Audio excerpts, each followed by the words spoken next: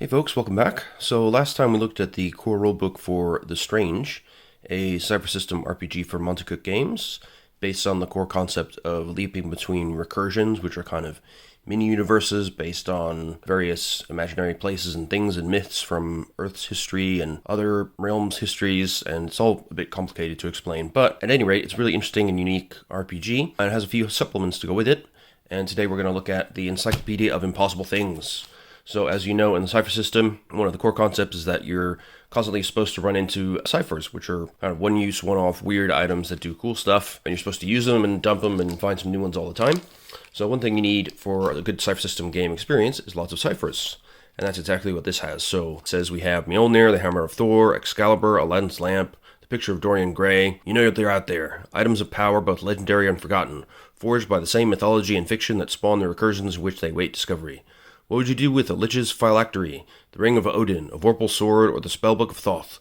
What would Earth's enemies do with these powerful mythic items if they were brought into our worlds? So the Encyclopedia of Impossible Things includes more than 400 ciphers, more than 250 artifacts, scores of artifacts made famous by the mythology and fiction that gave life to their recursions, plus dozens of emergent artifacts that were created or evolved within the shoals of Earth or the Strange itself, and rules for personal recursions for your player characters, including a sheet you can use to design and maintain your very own recursion. As you can see, it's all nicely packed up and wrapped up, so we shall unwrap it, crack it open, and see what we find. Now, I'm not going to go through, obviously, 400 items for you. That would eliminate the reason for buying the book, and it would be really boring, and it would take many, many hours. So we'll just flip through a few pages at a time, look at some random stuff, and see what cool things we find. It's got a lovely cover, as per usual. I think it is, I want to say 160 pages, the supplement. So a lot of stuff, a lot of content crammed in here. It was good value. Picked this up. I also have basically the other main supplements for The Strange coming through soon. That includes the Bestiary, the slightly larger supplement, Worlds Numberless and Strange, which has something odd like 70 recursions in it. So that'll be coming through. And I got the Player's Expansion in Translation, which has lots more options for your different player character types in The Strange. So look forward to videos on those as well. But before all that, let's get into this one. We got a different end paper artwork this time. So we got some teammates here in a bubble, floating amongst the chaos of The Strange, it looks like. Lots of purple lightning, swirling chaos, all that kind of good stuff. So yeah, I guess they'll be experiencing some alienation soon if they're not careful. And we got a few oddball characters here on the front page. Contents-wise, what do we got? We have Tor Assignment Encyclopedia of Impossible Things. Okay, I guess that's our intro text. Then we've got artifacts, which include a load of weapons, gun and beam weapons, magic implements, swords, and other melee weapons. We've got armor and general artifacts. Then we get into many, many pages of ciphers. Page 147, we have Artifacts Remix, not sure what that's about. And then we have the rules on personal recursions. So let's get into it.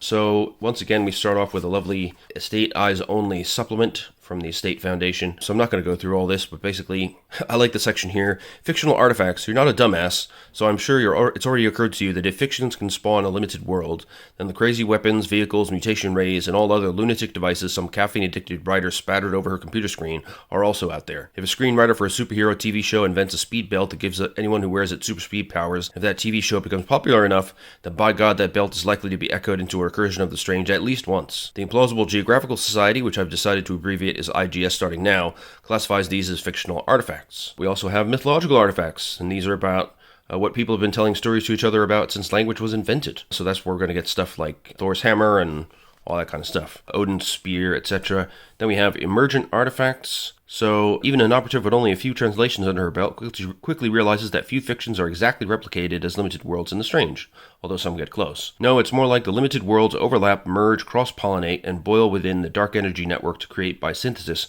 wholly new recursions through ones with obvious provenance. The artifacts that come into being within these recursions often can be classified as either fictional or mythological, rather they're emergent. They evolved naturally from the context of the recursion itself. Though of course that usually means some group of engineers or a mad scientist lab or wizard cabal created the thing. Such is the case for the latest and greatest in estate travel, the Estate Surveillance Van Model 7, which is my very favorite thing. And then there's some stuff about ciphers, but we know what those are. So some great opening flavor text. We've got some cool pictures of weird stuff, which presumably we'll find out more about in the ensuing pages. So artifacts, as we know from Numenera, these are, unlike ciphers, these are things that you can use repeatedly. They have levels just like ciphers and everything else, and they have a depletion number. So when you use the artifact or you activate it, you roll the designated die, And if the die shows one of the depletion numbers listed, then the item works, but that's the last time. Some artifacts never deplete and they just have no entry there. And an entry of automatic means they can only be used once. So I guess artifacts that can only be used once are going to be super powerful. Most of them will have a depletion number that'll be like, roll a 1 on a d20 or a 1 to 3 on a d100 or something like that. You can sometimes repair artifacts to repower them, but that's usually complicated. But this is in direct contrast to ciphers where you use it once and you're done. That's it. So a lot of artifacts are things like weapons and armor that you'd use quite a bit. So we have a number of tables of artifacts here. So artifact table A, I guess this is if you want to do some random rolls to see what your characters find loot-wise, depending on the type of recursion you are in. I don't know if there's a key here to which table to use for what. Oh yeah, here we go. Oh, so you roll d20 first to figure out which table to roll on. Items in these tables marked with an asterisk are from the Strange core book. Alternatively, the tables let you select artifacts by category. Oh, that's in chapter 3. Or by recursion law, exotic, mad science, magic, psionics, standard physics, or any law. All right, cool. So this is just totally random. You could choose a random table on a d20 roll. Then you roll on the subtable, and you'll get a random artifact.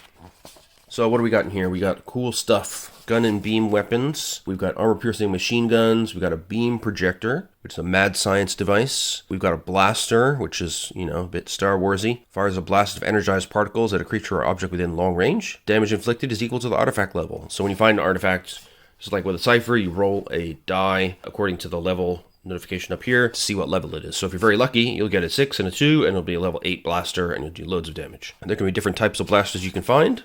So you can roll a d100 to work out what it actually fires: electricity, spikes, spores, flechettes, which are like needles, lasers, or energized particles. What else we got? Blaster goggles. Okay, so they can emit a blaster pulse from your goggles. That's kind of Cyclops style. Blister gloves. We've got burners, which is a heat beam.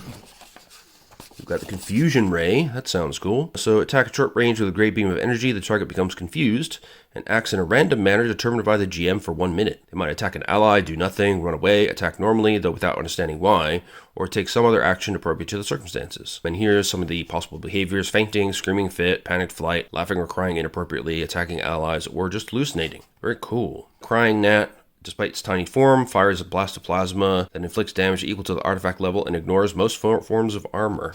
So that sounds like the mighty cricket in Men in Black. We've got Death Ray, so it shorts out all brain and nerve functions of a level 1 creature, killing it immediately. Okay. You can adjust the settings to increase the effectiveness by making 1 additional depletion roll per increase in the maximum level. So if you want to kill a level 5 target, you make 5 depletion rolls. We've got the Defabricon, Demoleculizer, Disintegration Beam, Empathic Psychotron, Flamethrowers, Flashlight Lasers, Foam Restraint Rifle. Cool, so a kind of non-lethal restraint weapon. Flintlock of Certainty. Fires a magic bullet to a range of 200 feet, 60 meters, and inflicts damage equal to the artifact level. If the wielder can see the target, the attack always hits. A PC wielder should still roll for the attack because results of 17 to 20 grant special effects. On the other hand, a roll of 1 doesn't result in a miss, but a GM intrusion is still triggered. Wow, interesting. We've got freeze rays, we've got gas guns with all kinds of different types of gases. Acidic, anticoagulant, makes people bleed. Coagulant, which makes their blood condense. Lacrimator, victims cry, sneeze, cough, find it hard to bleed, and are partially blinded. And poison. So each day they descend 1 step on the damage track until death. Cool. Got gravity guns, machine plasma guns, Medusa rifle. Replicates the effect of Medusa's gaze. That's an urban fantastic fictional origin. Okay, so, yep, they get turned into mute stone. Okay, cool. Microwave guns, plasma crossbows. We've got some nice diagrams here, although they're not labeled. So you still have to decide which one is which. And even more guns here. We've got a prion gun. So the chain reaction begins in the target's tissue. Suffer the same number of points of damage as the chain reaction dissolves her from the inside. A creature killed by the chain reaction slumps into so much cloudy pink fluid. Gross. Protohibitor. Tracking orbs hitting the target. And they become a glassy slagged sculpture. Okay. A railgun. Replication rifle. Rapid onset zombie transformation. Wow. Rocket propelled grenade. Serpent pistol. It emits a ray of slithering energy. The snake-shaped ray inflicts damage equal to the artifact level. As another option, the wielder can choose to fire an empowered slithering ray that deals damage equal to the artifact level plus 3 additional points of damage. Okay. We've got a suggestion ray, so it kind of hypnotizes your target. Terahertz cannon with a huge range, 5 miles away. Inflicts damage equal to the artifact level on all living targets inside a structure. Wow. We've got the Z-Com. Has all the functions of a modern smartphone and can fire an offensive laser. A zero pistol, absolute zero energy, and freezes a victim solid, put him into a state of suspended animation. Then we have magic implements. We've got magic wands, rod of blasting, the variable number of charges. We've got spectacles of slaying, okay. The wearer can project scarlet-hued lightning from the lenses at up to 3 targets within long range as one action, inflicting damage equal to the artifact level. So if you fail, they can fuse to your face, and the spectacles can't be removed until the artifact is depleted, and even then they leave a scar. Wow. The Staff of Ra, level 8. You can strike a foe in melee and activate a flame as hot as the sun. You can summon the dawn, okay. You can make a long-range attack with a golden beam of sunlight, blinding the target. Spirits, zombies, vampires, and similar creatures take 5 additional points of damage. Cool. We have the Staff of Spell Mastery, Wand of Binding to hold people in place, Wand of Blasting, Wand of Delirium, brackets Mad Wand, produces a variable effect that is entirely random, making its efficacy questionable but occasionally entertaining. Okay, so then we have a D100 list of possible effects here. Includes things like target sprayed with acid, target exchanges places with wand user, random cipher carried by wand user affects target, enraged gorilla level 4 appears in immediate range of wand user. Oh my god, what else we got? Wand user suffers extreme vertigo each round until making a difficult 3 might defense roll. 30 gold coins emerge from wand at high velocity, inflicting 7 points of damage. Target self-teleport 100 feet, 30 meters in the air, then falls normally. Wand user forgets name and should choose a new one. Great. Then we have the Wand of Spider's Webbing to entangle people, and the Wand of Vampire Slaying, which does additional damage to, guess what, vampires. Then we have swords and other melee weapons, the Ankh of Death, Axe of the Dwarvish Fathers, okay, Blade of Warding, keyed to certain types of creatures. Instead of dealing damage, the user can attempt to destroy a creature of the keyed type up to level 3. So 1 additional completion roll or depletion roll per level higher than 3 attempted. Okay, same as that other weapon that we saw. So you can key it to aliens, fey creatures, demons and devils, or undead. The Karn Winnan, don't know what that is. Dagger functions as a light-bladed melee weapon, allows you to step into shadow to teleport to another shadowy location within long range. Cool. Death's Scythe instantly kills level 1 or 2 or level 2 creatures. You can apply effort to increase the maximum level of the target you can instantly kill. Demonic Rune Blade, which must be this bad boy here. Electric Katana, that sounds cool. Elvish Knives, Elvish Longswords. Excalibur, there we go. Constructed of magically enhanced meteoric iron. Can cut through wood, stone, and normal metal without losing its edge. The blade inflicts 1 additional points of damage. Finally, it has the ability that Earth Myth often confers to the blade's scabbard and can keep the wielder healthy even if wounded. When this ability is used, 1d6 points are restored to any stat pool the wielder wishes. Although using Excalibur in this fashion requires a depletion roll, it does not require an action. Okay, what else we got? The Guardian Weapon. We've got Gungnir Spear of Odin. It's well crafted and carved with magic runes of such power that it never misses a target. No attack roll is necessary for the wielder to hit with Gungnir. If the user defeats an enemy with the spear and dedicates the victory to Odin, Odin knows it and may eventually reward the wielder with a trove, a secret, or direct aid. Kusanagi, got a Mind Blade, and stores mental energy placed within it. Okay. We got a Conscious Mind Blade, which contains a telepathic presence, usually a psychic echo of a once living person trapped in crystal. Wow. And there's some unexpected abilities that can happen based on that. We got a Mind-Feeding Mind Blade. When the wielder makes a successful attack, she adds 1 point to her intellect pool. Alright.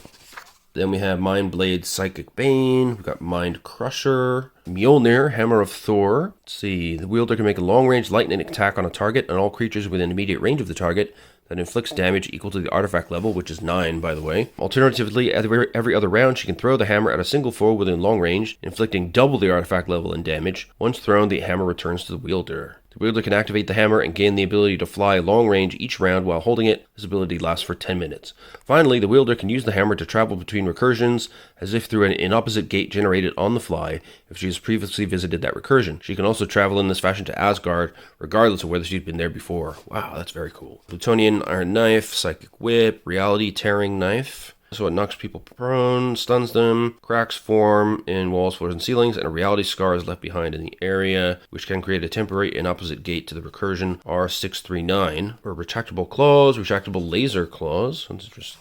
Retractable venomous head spikes, Spear of Longinus, Strange Sword, okay. Time Slicing Dagger, okay. So the user gains the ability to take another full turn immediately, but never more than once every other round. During the round in which the user slows apparent time around her, the difficulty of speed defense rolls is reduced by 1 step. Vibro Sabers, okay. And then we have Armor. All right, we've got Aegis armor, Ascended armor plating, Force armor. The user can tune the field so that it's translucent, hiding her identity or making it fully dark so that it emits no light. We've got Green armor that functions as heavy armor, +3 to effects that would directly affect speed, or such as poison, or intellect, such as curse or psychic attack. Gun armor, the Helm of Hades. All right.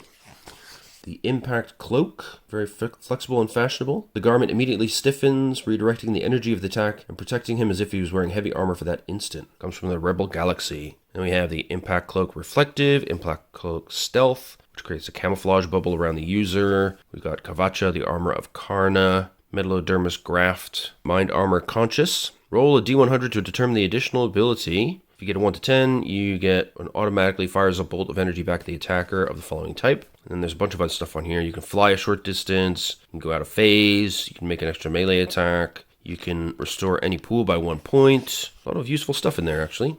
Yeah.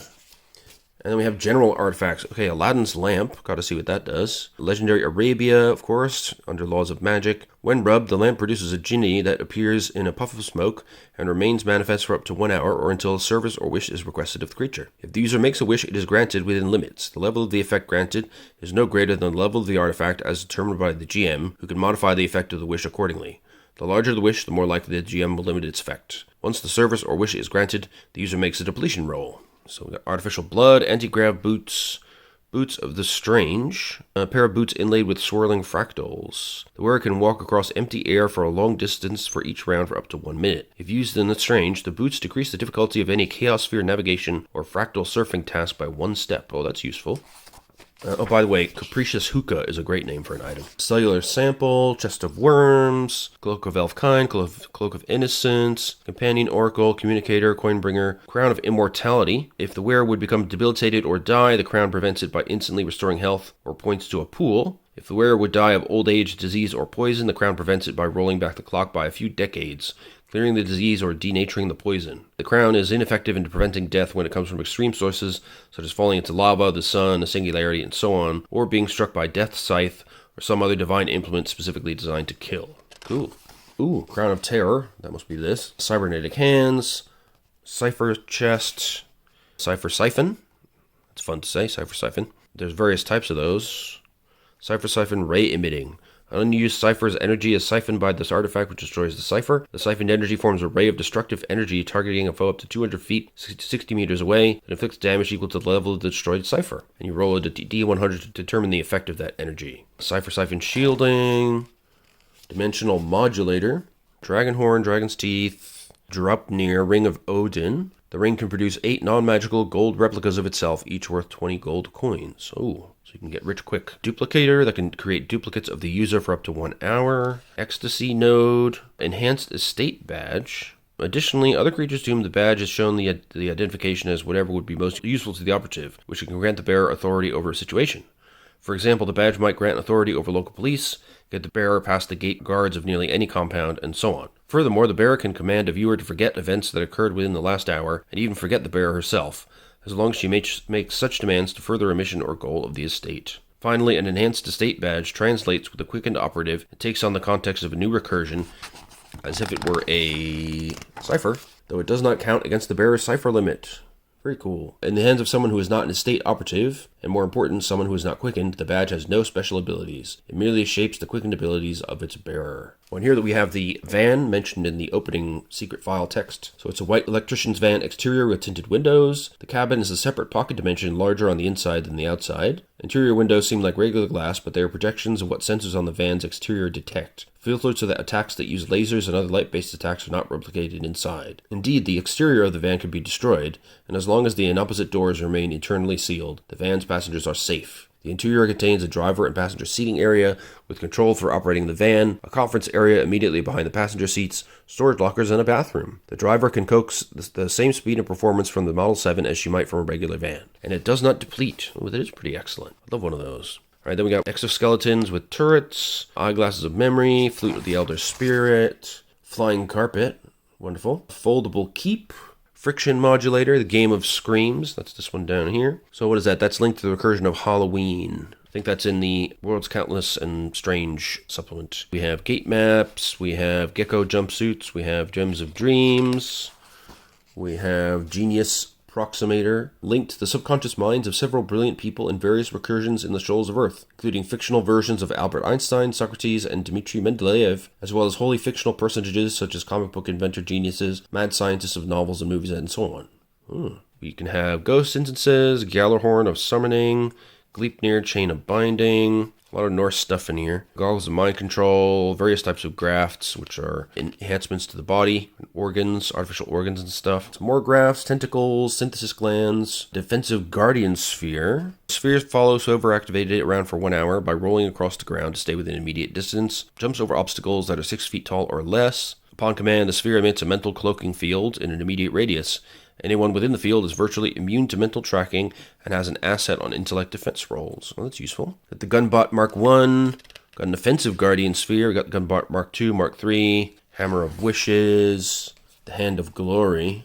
We've got Hlid Skjalf, the Seat of Odin. We've got the Holy Grail from Camelot. Anyone who drinks is immediately healed of all wounds, diseases, toxins, and malign mental influences. Furthermore, the ill effects of age are wiped away, rendering someone older than 25 years back to that approximate physiological age. The drinker is not made immortal, however, or immune to normal aging afterwards. Okay.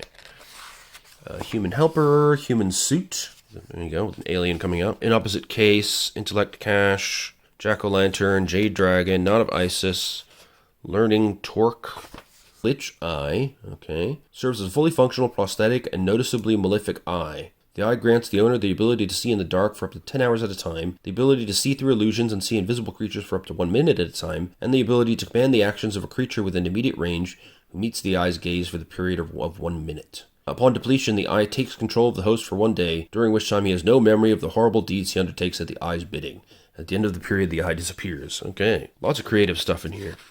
Mask of Happiness, Memory Eraser, Luckstone, Memory Spike, more Memory Spikes, Micro Drones, Mirror of Fading Beauty, Mirror of Mental Swapping, Monocle of Doom, Moriarty's Cane, Moriarty's Pistol, Morphic Integrator, Mutation Mask, Nanobot Pill, Naturalizer, Necroham Radio, Necronomicon, Latin edition, okay? It's okay. You must be insane or at least naive to use this tome. So if you use it for reference, Gwimrar reduces the difficulty of any task related to knowledge of Lovecraftian recursions, entities, objects, and related subjects by 3 steps. You can use it as a spell book. It contains a variety of horrifying spells and rituals, which a reader can attempt to cast by incanting from the tome. They range from simple spells and curses to speak to the dead, all the way up to death spells and the summoning of Lovecraftian entities. The GM can let the player describe the kind of spell she's looking for, and then decide if that spell exists in the Necronomicon. If it does, the spell will likely also has an unintended side effect, such as infecting a nearby object or friend with a demonic entity, killing a pet, or striking a nearby NPC insane. Each time the reader references the grimoire or casts a spell from it, the disturbing imagery, phrasing, and general evil nature require her to make a difficulty 5 intellect defense roll. On a failed roll, she takes 5 points of intellect damage, descends 1 step on the damage track, and takes 1 other action determined by the GM motivated by insanity. On a successful roll, she still takes 2 points of intellect damage. Yeah, that's a pretty good representation of the Necronomicon, in my opinion, as a Lovecraft fan.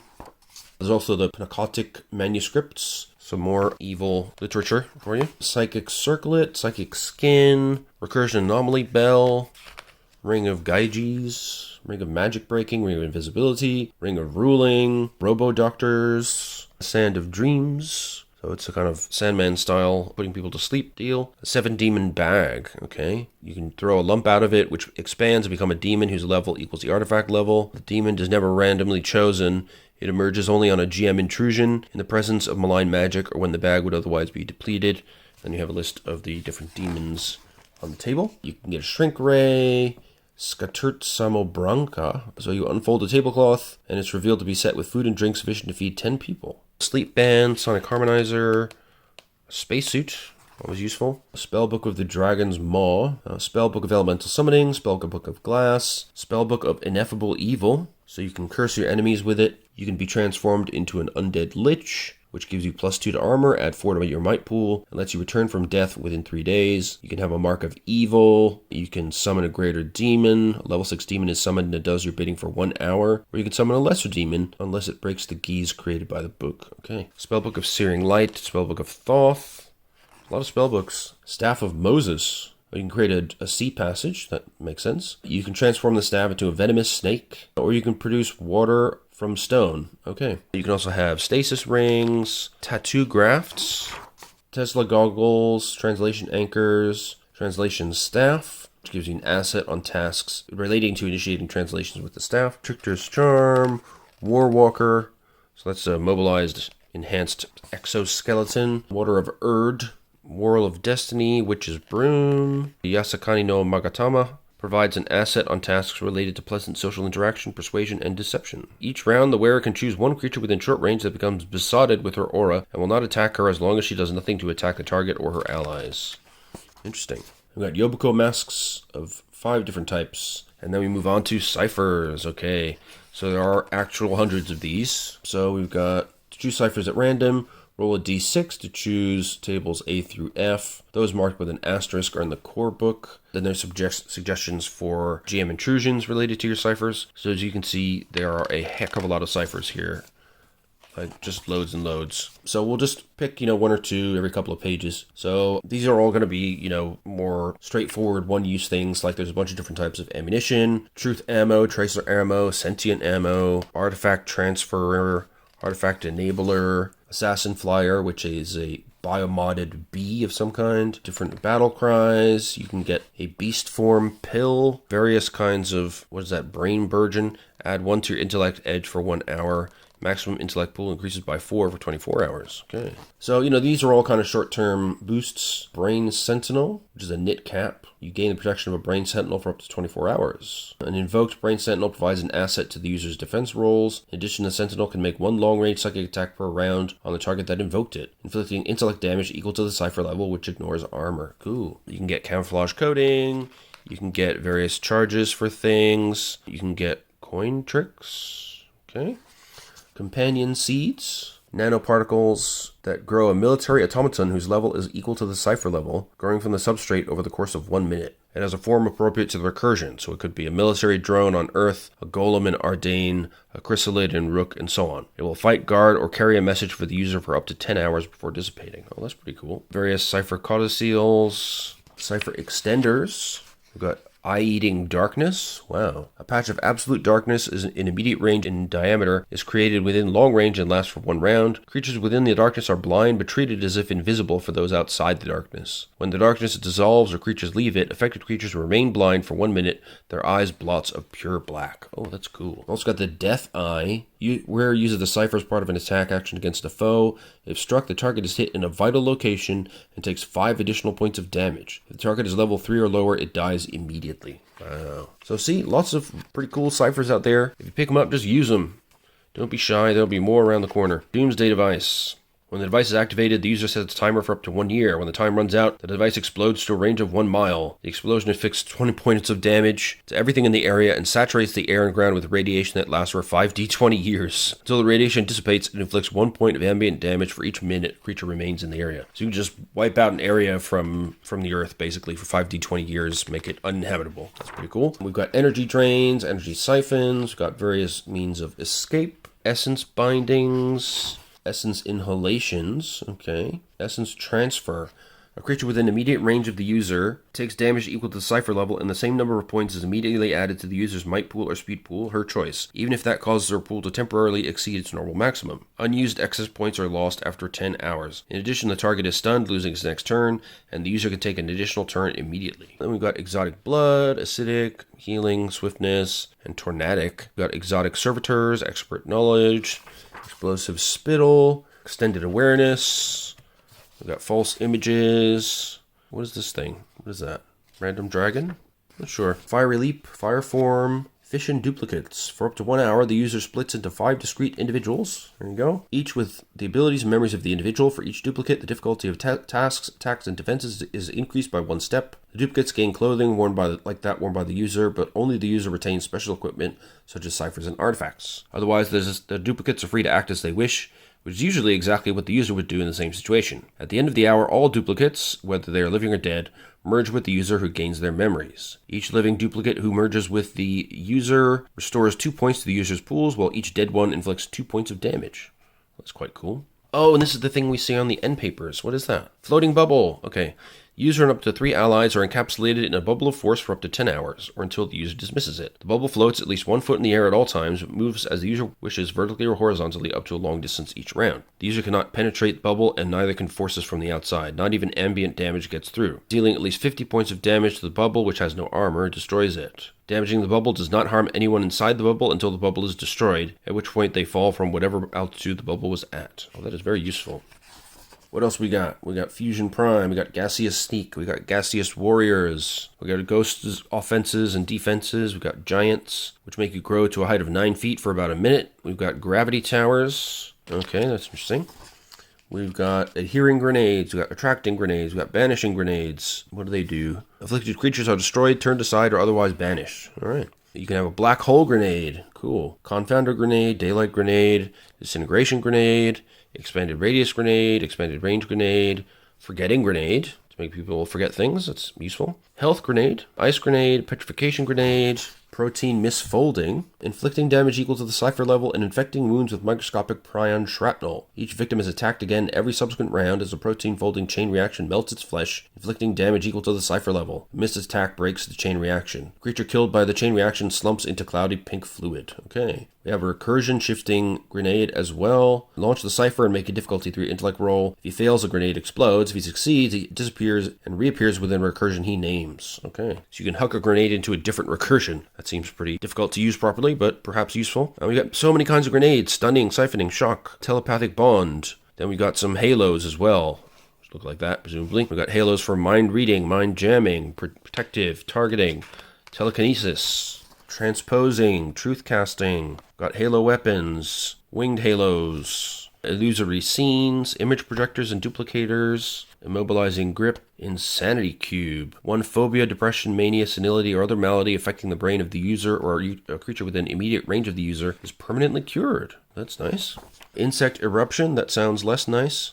Instant projectile weapon, instant shield improved, instant shield mind, instant shield reflective, instant shield traveling, instant vehicle. So you get a car-shaped fob if you're on Earth. You get a basic vehicle appropriate to her recursion, capable of carrying 5 humanoids for 10 hours. The vehicle level is equal to the Cypher level and can move up to a long distance each round or up to 60 miles per hour when traveling overland. Roll a D100 to determine if the vehicle has additional properties. That's cool. So it can persist longer, it can travel through the strange, it can accompany you through translation, lots of cool stuff. We also have instant walls, instant warriors. What else we got here? Instant weapon turret, that's cool. Intellect limiter, iron punch, invigorator. Oh, that looks spooky. What is that? I don't know what that is. I mean, the spider seems important, but maybe it's not. Who knows? We've got life sense, life leech, touch, lift lock, so you can lift creatures and eventually bind them. Got lightning seeds, locator, vapor in a glass orb. User knows exactly where to find a named individual for the next 24 hours, regardless of whether that individual is in another recursion or in the strange itself. The user can attempt to translate to the recursion where the target is found, even if the user has no previous experience with that recursion. Of course, translation to that recursion would put the user in the default arrival location, which is not necessarily where the target is located. There we go. Then we've got magnetic radicals, Marshall multipliers, Marshall Presence, Matter Remapper. You can molecularly reshape a single object no larger than himself that is visible and within immediate range. To do so, he attempts a crafting task to reshape the object into another form. Has a difficulty equal to 1 plus the level of the finished object, and requires concentrating on the object for 1 minute per level of the finished object. On a failed attempt, it explodes, dealing 10 points of damage to the user and all creatures within immediate range. Okay, so that's a bit risky. Potentially extremely useful, but also risky if you fail. So you want to have some assets and some help on that roll. Metamorphic ciphers, you got mental bulwarks along with memory removers, mind control implants, mind sleds, mind jacks, mines of various types, cipher, damage, holding, mineralize. You can harden your entire body for an hour, gain +3 to armor, 1 to your might edge, and 5 points to your might pool, but the difficulty of your speed defense rolls is increased by 1 step. You can also produce mists that create fear, mists that create joy, mists that create poison, mists that create revulsion, mists that create suggestibility, various morphic adjustments. So you can transform into something like a kangaroo. You can give yourself a tentacle. You can generate a horse-sized creature complete with saddle and a harness. You can multiply your damage. You can buttress your neurons so you don't need to sleep for 3 days. And all recovery rolls are half as long as normal. So lots of protection of your neurons here. Omega Point. You get oracles, orbital armors, overloads, pain capacitor, pain inverter, path. All right, so this talisman was in the initial text, and it says, don't translate while using this. So I'm wondering why, or if it's not actually related to something on this page. Well, we will leave that for now as a mystery. Perhaps somebody smarter than me can discover why you don't want to use that in a certain way, and let me know in the comments. You can get permanent pocket dimensions, personal pocket dimensions, personal pocket dimension confounding, which is an environment unwelcoming to anyone other than her, those she designates, and recursion natives, if any. Personal pocket dimension with extra foci. Personal pocket dimension extra gate. Personal pocket dimension from fiction. Well, that's cool. So you can generate a sort of vibe that you enjoy. Personal pocket dimension juvenile. You can advance the age of a personal recursion from young to juvenile over the course of 7 days. So as we know, as recursions age, they get bigger and they gain more powerful properties. And presumably the same works for your pocket dimensions, which we're almost to that point in the book, actually. What else we got? Phasing waves, phase adhesives, plentiful wallets, protective films. There's an unbelievable amount of stuff in here. You'll never run out of ideas for ciphers. Ray emitters kindling, ray emitter reaping, recursion control, recovery acceleration, recursion lens, recursion projection. You can let your mind leave your body and manifest in any alternate recursion she has previously visited, leaving behind an apparently comatose body. The recursion projection lasts for up to 24 hours, but it ends early if the user's intellect pool is reduced to 0. Interesting. We have redactors. A target within long range forgets the previous 30 minutes. Wow, that's pretty powerful. Remote control, remote viewer space, remote viewer in time.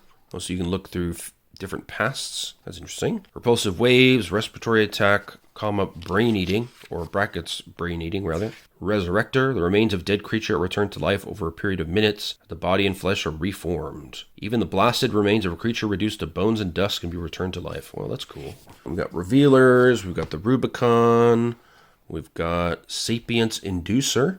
A creature or object no larger than the user becomes sapient and able to speak in the language of the user with a voice determined by the GM. If an object, it gains the ability to move in a manner most suited to its shape. For example, a table could walk on its legs, a carpet could flap along the ground, and so on. The personality of the creature or object is like that of the popular conception of a person with amnesia. What personality ultimately develops is up to the GM, including whether the creature or object is friendly towards its creator. Oh, and there's your scuttling scorpion, which can be a transponder, it can be a spy, or it can be explosive. Wow, shadow animators of all different types as well. For the purposes of armor, attack, reach, terrifying people. You can use a shadow cape for traveling. You can shape gravity, all kinds of shield garments.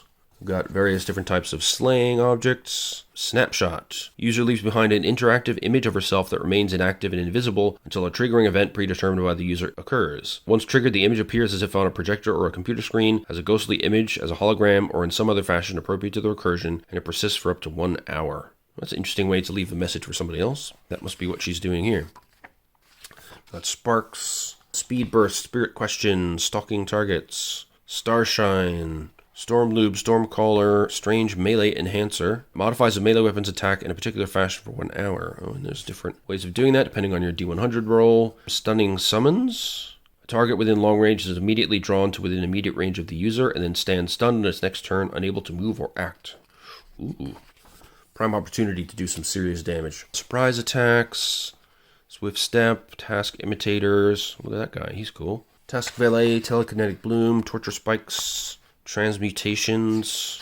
So transmutation flying grants the user an ability that could normally be gained only by translation, which means the effect conferred also brings visible physical changes. This cipher alters the user's cellular relationship with gravity. He can move through the air as easily on a solid surface for 10 minutes, but his skin and organs become translucent for the duration. Alright. Then we have universal keys, unrestrained movement, vacuum adaptation, vacuum protector, day-long vanisher, water form, visualizer for scanning or for psychometry, water transformation, weapon enhancing, various different types, including limb breaking, and terrifying. That sounds, well, terrifying. Oh, the weaponizer, weaponaut, weather oracle, weather maker.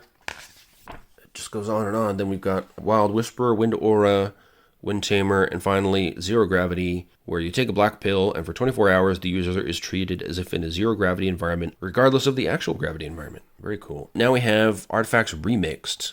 The tables in this chapter provide alternate ways to randomly select artifacts in addition to the general tables. So they break the artifacts down into weapons, guns, and beam weapons, swords and other melee weapons, magic implements, and it categorizes the artifact by the law they operate under. Okay, so this is what to do if you want a artifact more specific to a certain type of situation, like you want to give them a weapon of some sort, your PCs, or if you want them to have artifacts that fit the nature of the recursion they're currently in. So mad science, magic stuff, swords, or, artifacts that fit in any recursion. Yeah, very useful. Magic artifacts 1 and 2 tables there. Law of psionics, standard physics ones. And here we get to personal recursions. So we won't get too deep into this. The basic idea is that a quick player character can make a personal recursion. It requires only that the PC have some spare time, a spare cipher, and 2 experience points to donate to the cause. And of course, the knowledge that such a feat is even possible. If these ingredients are in hand, the character simply initiates a translation trance. During the trance, she expends the spare cipher and spends the 2 XP. When the trance ends, she makes a difficulty 5 intellect-based roll. If you succeed, she has created a personal pocket dimension and gains the benefits described below. So it's a pocket dimension, essentially a single open space about as big as a large office or a tiny forest clearing. The level is 1 initially. You can choose a limited theme, which can include furniture, decorations, flora, and minor mundane fauna, and possibly even a level 1 creature without the spark to play the part of a butler, confidant, or another role that the player and GM work out. You can update the theme, foci, skills, and so on later on. You start with standard physics laws. However, if you spend 4 XP instead of 2 when creating the recursion, you can choose any law or upgrade to a new law later. Character who rolls randomly for the theme might end up with a non-standard law without having to pay the extra 2 XP. So playable races there will be as the connected prime world or recursion, or as befits the chosen theme. Foci will be draggable only.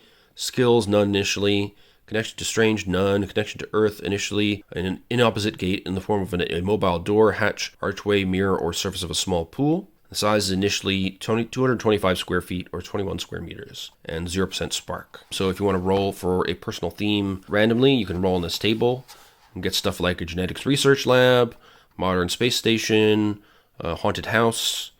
The owner appears as a tiny ant within an ant colony, a mountain chalet, a religious chapel, a wax museum, a flatland-like analog that exists only in 2 dimensions. Cool. Superhero secret lair. Rockwellian American home from the 40s, replete with nostalgia and a turkey feast once per day. Cool. And you can improve your personal recursion with more XP spends. So you can add an additional gate for 4 XP. You can upgrade the gate. You can upgrade the size. You can upgrade the laws. You can change the theme. You can improve the level, but that can never exceed the owner's tier or level by more than 1. Recovery translation. Instead of gaining the standard benefits of a recovery roll, the user can choose to be instantly pulled into her personal recursion as if through an opposite gate.